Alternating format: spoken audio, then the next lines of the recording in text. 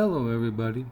My name is John Klopodlo. I'm the son of Richard Klopodlo, and I'm going to do a story. In fact, I'm going to do his favorite story.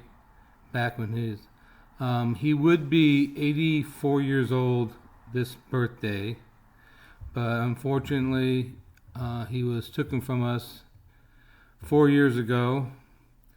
And these are the only photographs we can have, we can find of him.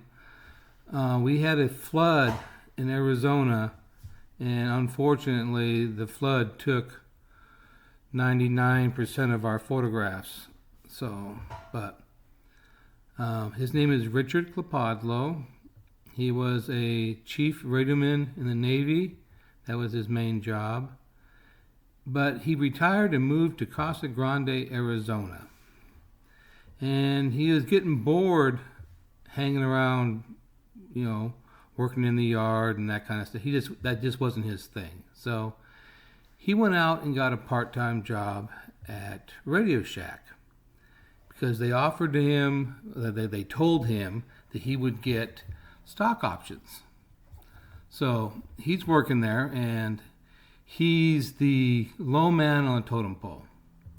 So when the guys come in and they know that there's a lot of customers that just want to come in and talk, and that's okay, but then they end up buying a 24-cent battery and you make no money, and you spend an hour and a half with this individual.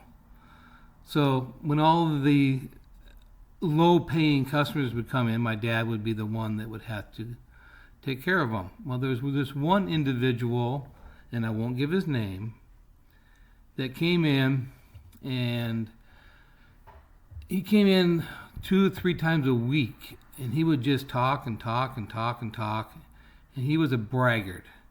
So he'd come in and talk about his new truck and his new boat and his new watch, and he'd spend an hour and a half talking about himself, and then he'd buy a 24-cent battery.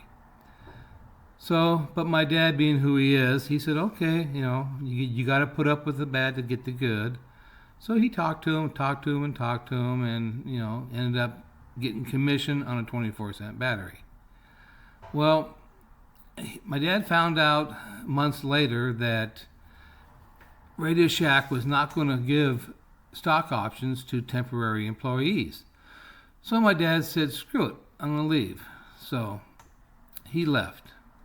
Well, several months later, he's at Wally World, Walmart as you would know it, and he's standing in line, and lo and behold, this individual comes up behind him and, hi, Chief, how you doing? And my dad's like, fine. And then, of course, he just starts talking and talking. My dad's been waiting in line for a few minutes, so he's not going to get out of line. And he doesn't want to be rude, so he listens to him, and the guy's talking and talking and talking, and he mentioned he's got a brand new boat. So my dad goes, wait a minute, have you put a name on your boat yet? And the guy goes, no, I've been thinking about it. Well, my dad says, there's an old Indian word, mobidi, that would be perfect for your boat. Cool. Mobidi. What's it mean? It means good fishing. Oh, cool. Yes. Thank you very much.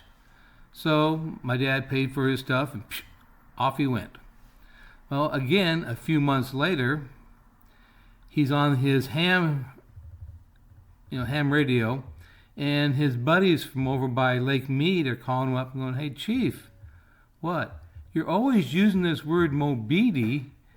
There's a guy going around here from your part of the neighborhood, and it says mobidi on the back of his boat. Mobidi, Casa Grande, Arizona. And we're curious, what the hell does mobidi mean? Well, he goes, it's an old Indian word, and it means buffalo shit. And he goes, I know the guy whose boat that is, and he's just an annoying individual, so I told him that would be a perfect name for his boat.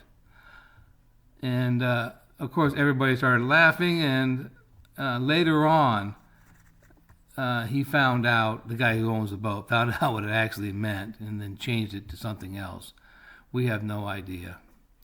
But that's my dad's favorite story. He's told it over and over and over again. Of course, he tells it much better and also uses a little bit of profanity in it because he's a Navy chief. They're good at that. And we were looking at these photographs and that story came up, and I'm going to post this for a montage of his birthday.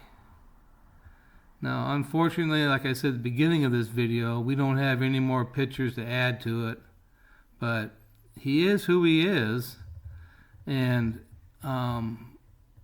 those that will remember the story. Well, it's been nice talking to you guys, and we'll wait for the next one next time. Thank you very much, and good night.